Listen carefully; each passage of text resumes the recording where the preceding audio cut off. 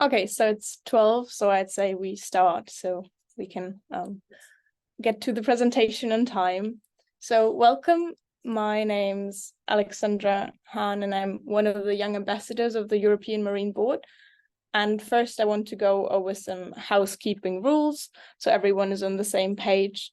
We ask you to make sure your name is clearly entered in the chat, so if you ask questions that we know where they're coming from, and also to keep your microphone muted unless you want to speak to ask a question. And also raise your hand before you do so, and then you can use the chat function if you don't feel comfortable speaking. And we will stop recording after the presentation so everyone can ask whatever questions they want without feeling uncomfortable with it.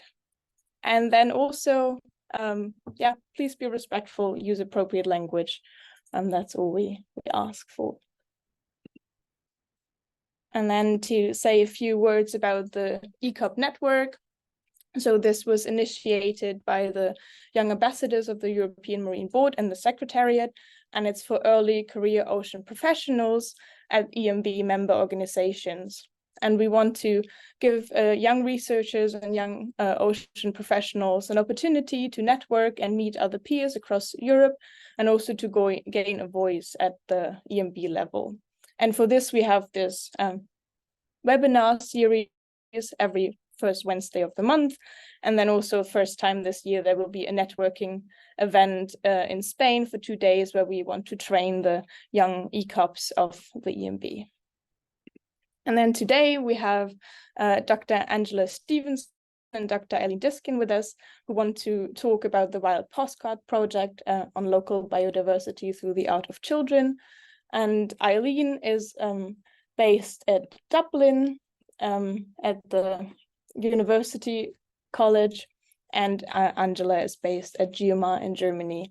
And they both founded the Wild Postcard Project together in 2016 to raise awareness about biodiversity loss. And I'm sure they will talk about this more in their presentation. So let me end my recording and I hand it over to you both. Thank you for being here. Thanks very much. And maybe just as we get started, no pressure, but if anybody's willing to turn on their video, it's always nice to see faces and have that kind of community spirit. But if you can't, don't worry about it. Oh, good. There's some faces. So yeah, you know that some of you are on your phone, so it's okay if you also want to use the chat box or just turn on your microphone and shout out something. I think it's easier when you're on the phone, but we'll be using kind of like pen and pencil. And as Eileen said, just grab a pen, grab a piece of paper, and we'll be doing some drawing a little bit throughout the talk. Go ahead, Eileen. Yeah, so just firstly to say thank you for having us along this afternoon. It's an honor to be able to share a little bit about us and the work that we've done with all of you. So thank you for asking us along. My name is Eileen. I'm based in Ireland, and the Wild Postcard Project is something that Angela and I came up with back when we were both PhD students working together in Dublin. Angela. Yeah, that's a nice way to put it. So it all begins kind of at this stage of your career. Yeah, so I'm a marine scientist, like Alex said, and I'm based in Germany, in Geomar. And I go back and forth between Ireland and Germany, of course, for the Wild Postcard Project, and to visit Eileen and to lead some of the competitions there because we're based there. But yeah, so I think let's get into it. Let's get into it. So if everybody has your piece of paper and a pen or pencil, we're going to give you just 30 seconds, quick 30 seconds to make a little sketch of your favorite biodiversity. What is your favorite biodiversity in the whole entire world? And I'll start the timer. It's a quick sketch of your favorite biodiversity.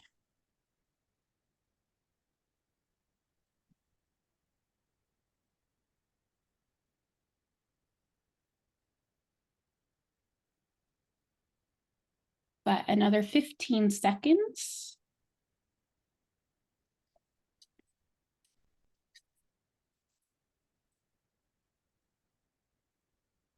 Okay.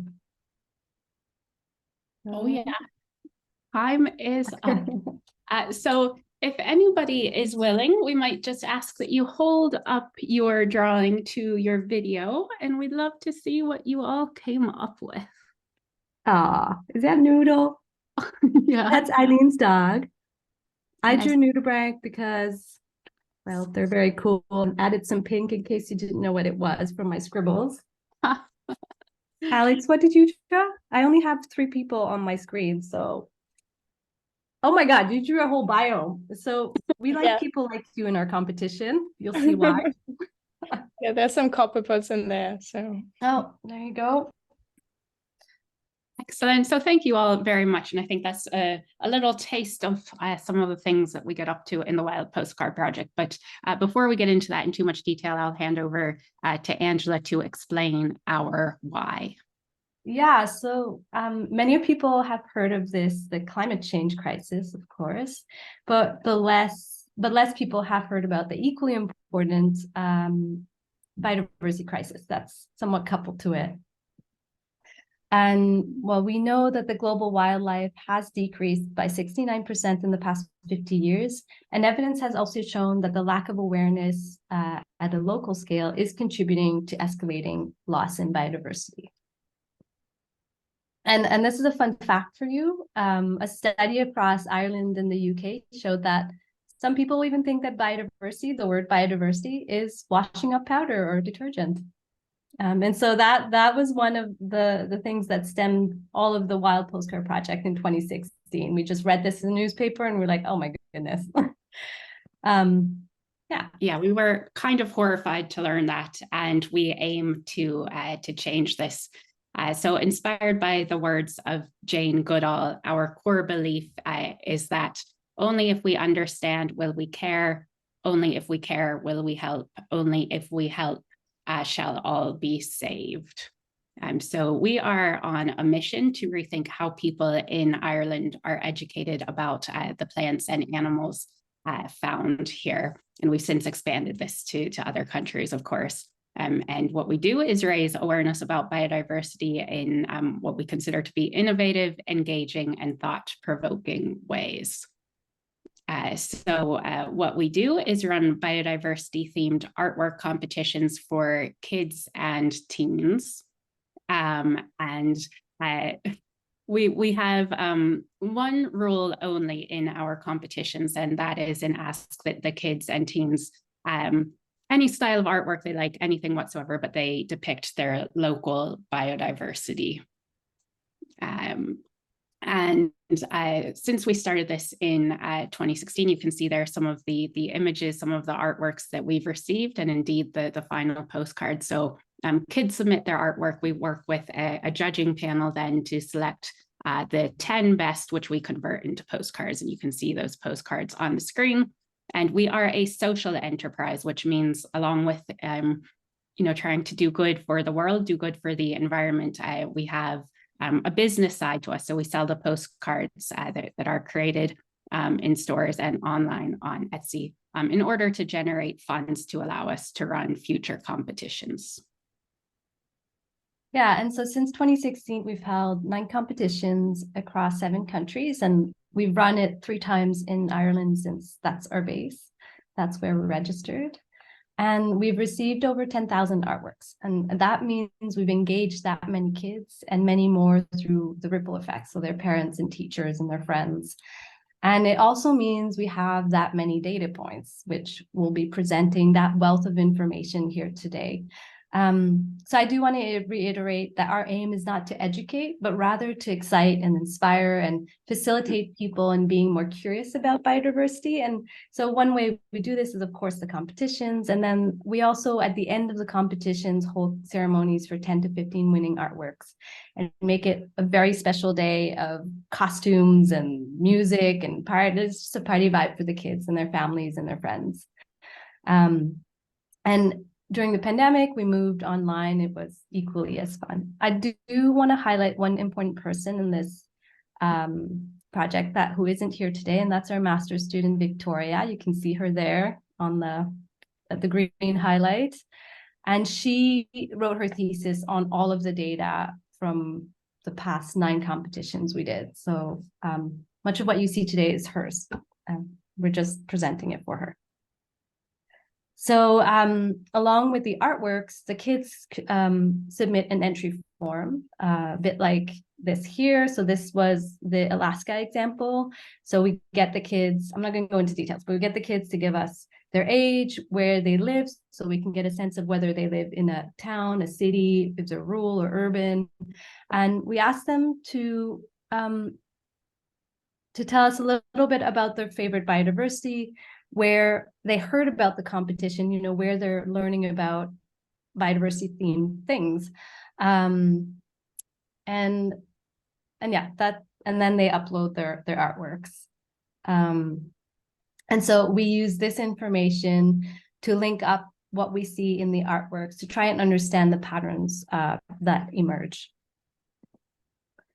And again, that's a lot of writing on one page for us Wild Postcard Project people. So don't go into, we're not going to go into details, but it's just to show you how we score the different elements within the artwork. So we look at the level of organization. So we notice that some of the artworks are more geared towards like portraits of the animal, taking the animal or plant, the biodiversity totally out of context, while others show a more system approach. They show the biodiversity within its environmental, within its habitat, within its system or biome, and also interacting with other organisms, their prey, predators, you know.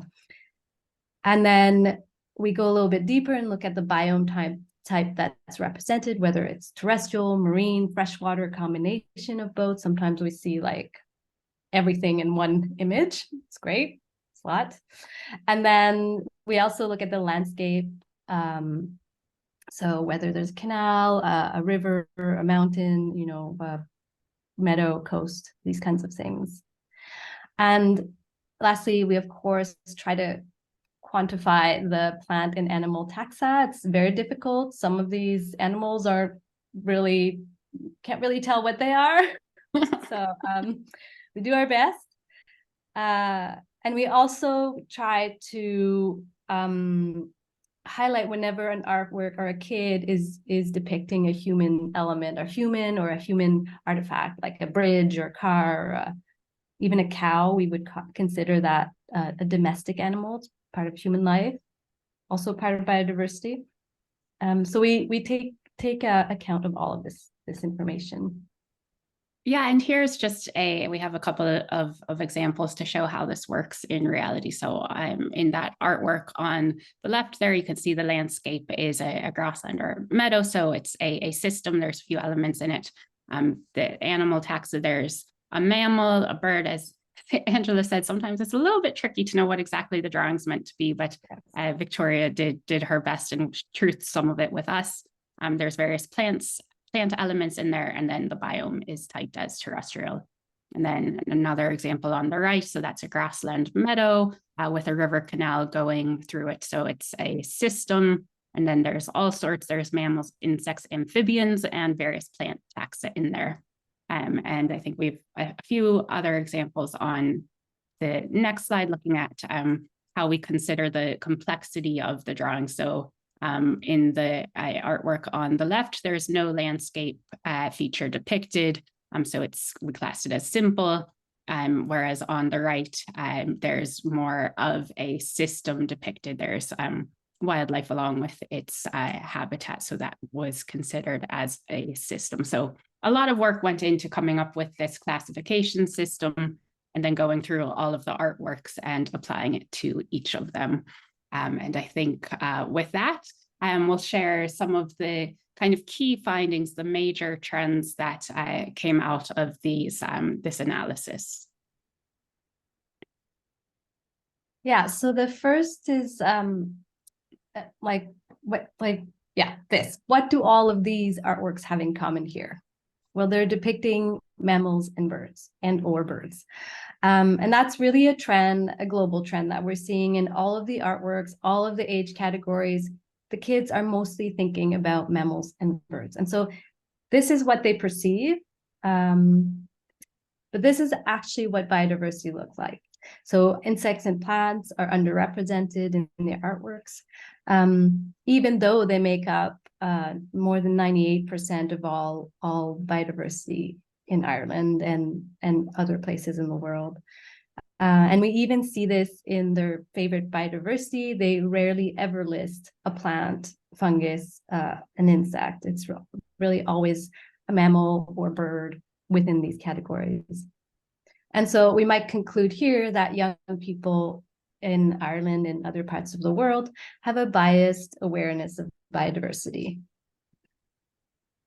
So This is our first break for you guys to participate with us. Brainstorm and jam. Let's come up with some ideas. So I'm going to drop a link into the chat box, and this link will bring you to a Google Jamboard. And I'll quickly just put the link into the chat box. And what we would like you to do is to put your thinking caps on and see if you can come up with any ways to reduce this bias, this tendency for kids and teens to depict, the kind of charismatic megafauna. So if you click that link, you will hopefully, all going well, be brought into the Jamboard. And then there's a panel on the left-hand side that will allow you to select a Post-it note, a sticky note, and you can just put any ideas, suggestions you have for reducing the bias. So the panel on the left, you can put a sticky note in, and we'll just give it a minute or two to see if we can have a quick, rapid brainstorming session. Any ideas?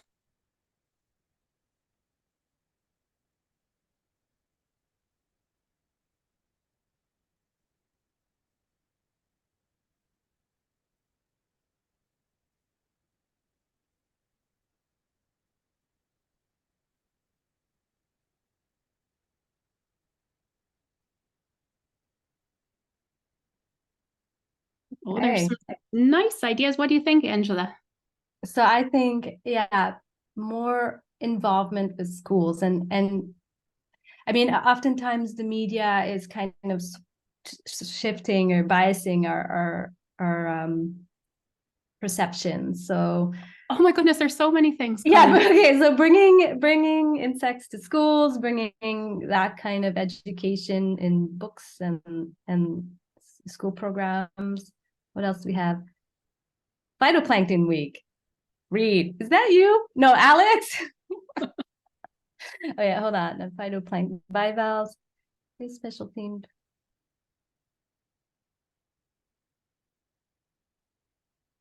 Wow. Oh. TikTok insect videos. Ah.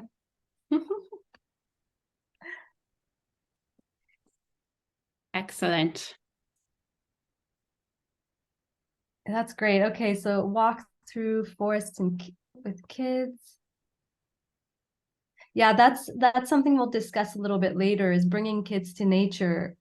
Especially, you'll see some patterns within the urban landscape. There's quite what we'll talk about it in a bit, but yeah, that's a good idea also. Anyways, there's loads to look at here, and I will now show you the next slide because so one of the questions, if you remember on the entry form, was where did you learn about biodiversity? And one of the options was school. There's also family, books, internet, and a space to input an option of their own if we had forgotten to add something important. And school was over and over reported as the most often, as a source of where they learned about biodiversity. 68% of the participants learned about their favorite biodiversity, the biodiversity they depicted in their school program, or the next closest was family. So 55% of participants reported that they had heard about the competition, about biodiversity from their family. And so it was a little bit, we have to tweak this question in our next surveys, but because we actually don't know where the family member learned about the biodiversity. Anyways, but this tells us that if you want to make an impact among kids and to raise their awareness of biodiversity, you might focus on implementing school programs. Okay, so moving on to our next kind of significant finding is the number of kids depicting insects in 2020 compared to 2016. And it increased by about a third. And something we noticed in particular is that the artworks that were being produced in 2020, insect-themed artworks, had a very kind of, very much of a conservation focus. So the artwork on the upper left, I'm hard to tell what it is, but the artwork name was Insect Hotels. So we know that's what was going on there. You can see Catherine with her bee hotels that she's holding up that she created, and to Save the Bees artwork. So huge increase in the number of artworks depicting insects between 2016 and 2020. And what Angela and I and Victoria as well reckon is that this could be due to the impact of the All Ireland Pollinator Plan, first introduced in 2015 with various elements implemented in classrooms soon thereafter. So we're guessing really successful program here in Ireland, with lots of elements, lots of how-to guides, lots of things produced for families, for workplaces, for schools to use and implement. And interestingly, we did a Google Trends analysis, and that the number of people searching for insects in Ireland on Google, you can see in the graph there, has been increasing since the implementation of the pollinator plan. So I think really interesting to think about in regards to the potential impact of policies. So Angela, do you want to share the next trend that we've got? Yeah, and it kind of raises the issue that about bringing that we saw in the brainstorming jam session. I wanted to really point out the difference between urban and rural kids, and we see quite a lower awareness of biodiversity within the urban participants of the competition. And so we're seeing, for example, here you can see the landscape features. Rural kids depicted mountains, hills 4 times more compared to urban kids. But what really stood out was that urban kids didn't seem to put biodiversity in the context within a landscape. And I think Eileen, and we see this pattern, here also. Oh, yeah, so exactly. Yeah, so I think the older kids depict an overall more simplistic view of biodiversity, often submitting an artwork that's a portrait of an individual taxon, individual animal, or a plant, rather than as part of a bigger system, kind of showing it interacting with a broader system. So you can see there, I think that was William's bird artwork. He's 7. And then the owl created by a much older kid, 17 years old. And I think as well, this is this kind of trend, this theme is reflected in landscape level data. So they depict a smaller variety of landscapes and individual taxa, again, rather than placing them within their natural system. So both of those artworks were done by kids in their teen years, and very much focused on the single animal without a landscape behind it or within it. Right, and next is human indicators. So younger kids were more likely to include these humans or a person or a human indicator like a house, a road, in their artwork. So 6%. I do want to say that it wasn't common. We didn't see a lot of artworks with human depictions, only about 6% with humans and 12% with these what we call human indicators. And the ones that we did see, the artworks that we did see with these elements were either young or rural, which might suggest that these participants had a more heightened understanding of the link to nature, and might see themselves more as part of nature, biodiversity, than older kids or city kids. And so here you can see, this is one of our favorite artworks, the the little fox in the town. There's loads of urban foxes in Dublin, and around cities in Ireland. And of course, there's canals everywhere with swans.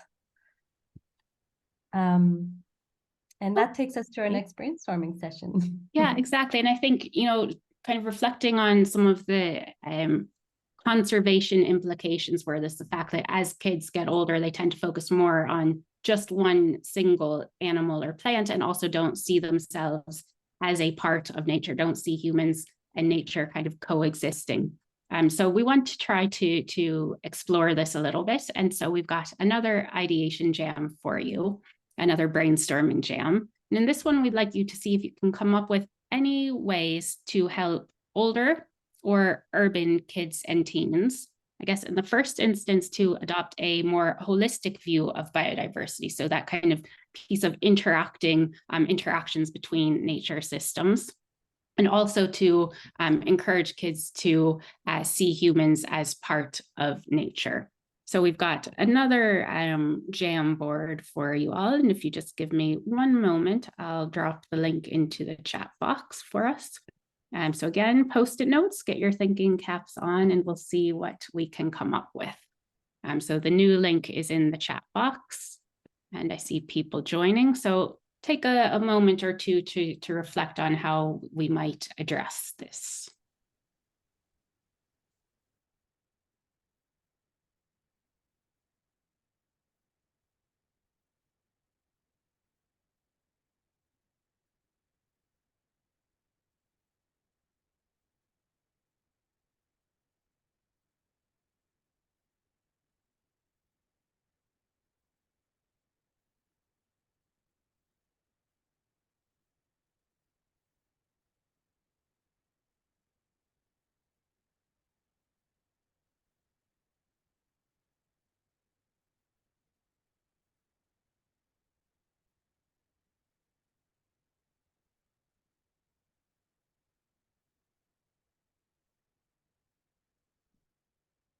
One's a bit of a harder one, I think. It's hard to excite a teenager who's just on social media all the time. Oh, loads. Okay, wait. Great puzzles where the final image is an ecosystem. Yeah, That's a neat idea. advertise NGO environmental. Yeah, okay, in school tours. School tours.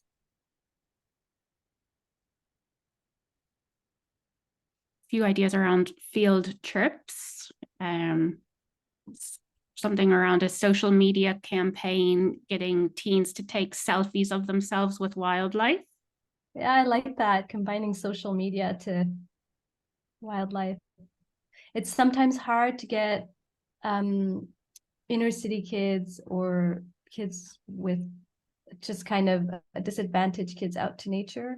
You really have to go, you have to bring them. I think they're limited by they're limited by public transport oftentimes. So if you can do it within the school landscape and bring the kids out within the school system, it's and I think, yeah, Christine is a good example of someone who's done that actually. But yeah, that's something that we're always thinking about in the Wild Postcard Project and in the next phase of the Wild Postcard Project, I guess I should say. Okay, so I think we will move on because, yeah, but yeah, great notes, everybody. Nice. Okay, so this brings us to the last point, and something that's very dear to my heart and all of you because you're marine or ocean professionals. So this is really confusing to us. Ireland is an island nation. Something like 86% of Ireland's population lives within 50 kilometers of the coast, but the kids portray the ocean much less often than terrestrial biomes.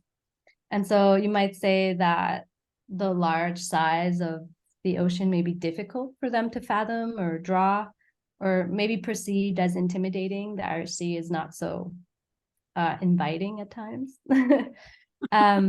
You can really see this in this graph. The green is terrestrial, the blue is freshwater marine, dark blue is marine. So older kids even don't even never actually portray them. We have a very small sample size, but you get my point. We get more terrestrial than marine. And then we compare with other nations. So for example, British Columbia here on the left, you see much more blue than green compared to Ireland. And this is strange because British Columbia is a Canadian province that is mostly, well, it's partly coastal. It's not an island nation like Ireland, but it has a much more even distribution of aquatic or marine and terrestrial biomes. And so there are a few reasons for this, we think. So there are surveys that show that the Irish society tend to undervalue its marine heritage. There was this survey conducted there where marine health was ranked actually as the least important issue of national concern for the Irish public, and just before biodiversity loss and terrorism, and they compared this to like cost of living and human health was really at the top, and marine health was way at the bottom. So there's this kind of like discrepancy.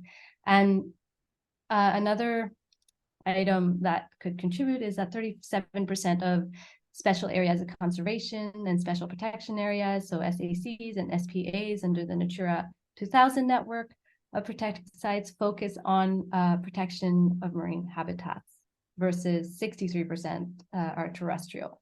Again, for a island nation, that is interesting. And thirdly, the environmental pillar, which is an Irish NGO conglomerate organization that represents the voices of the environmental sector in Ireland, and they really have a huge influence on the environmental policies of the Irish government. Well, only 2 of these NGOs or 2 members of this environmental pillar out of 32 are marine. So there's really kind of like this niche that could be filled in Ireland, and we're seeing this in the perception or the awareness of children.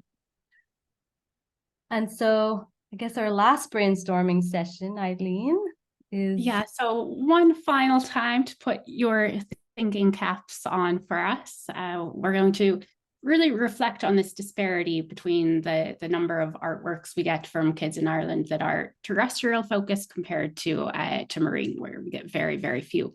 So how do you all think, how might we even out marine versus terrestrial biodiversity awareness amongst the public? So, you know, like the kids that we get the artworks from, but to anybody in the general public, scientists and politicians, both in a place like Ireland where we've witnessed this trend ourselves in the artworks and in similar locations across Europe.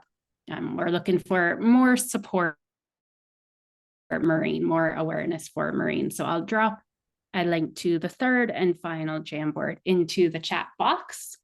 And let's have a little think about how we might even out this awareness.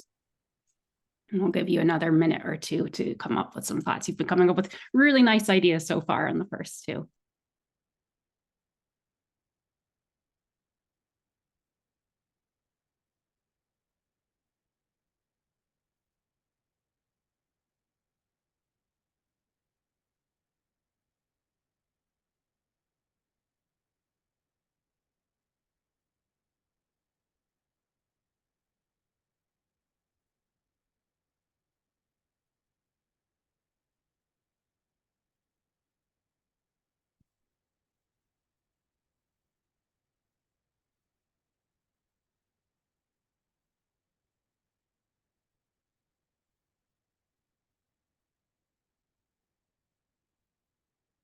Marine mini games, nice.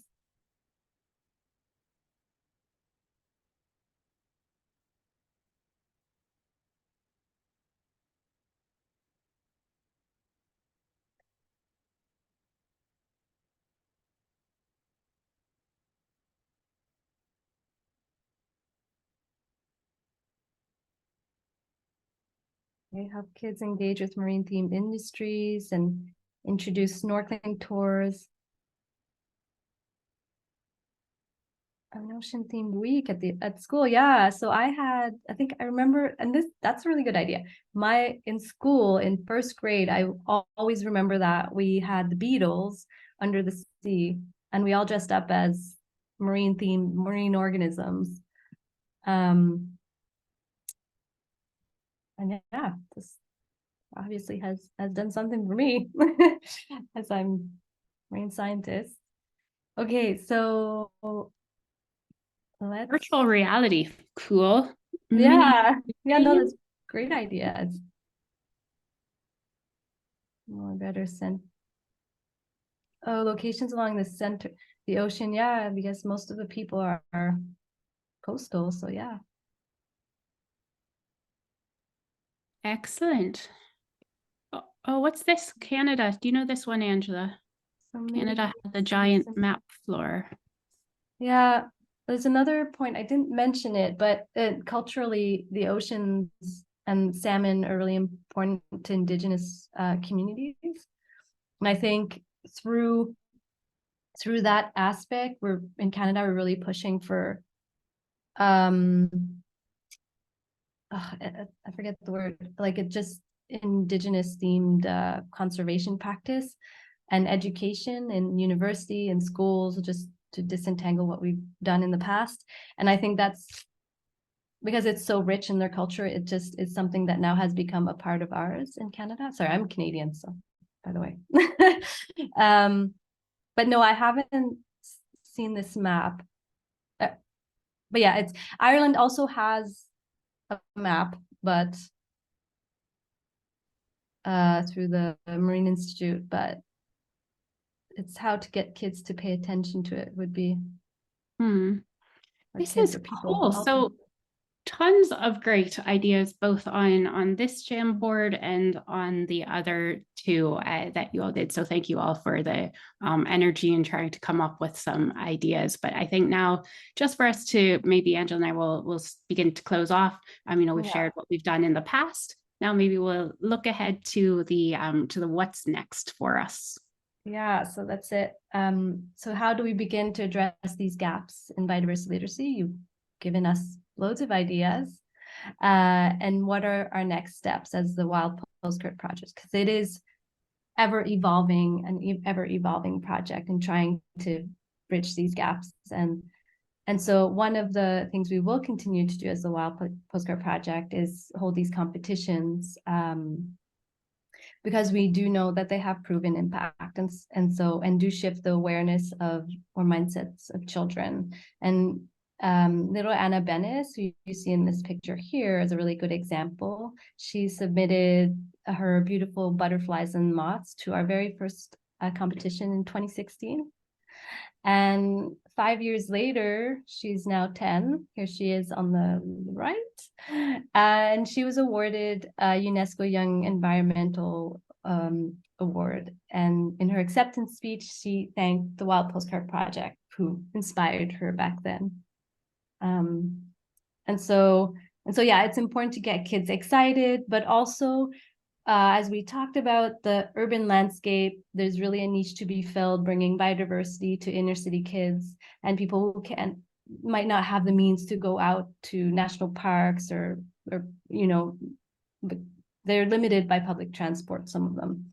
And so, so we will pilot some of these subsidized art open studio days for kids.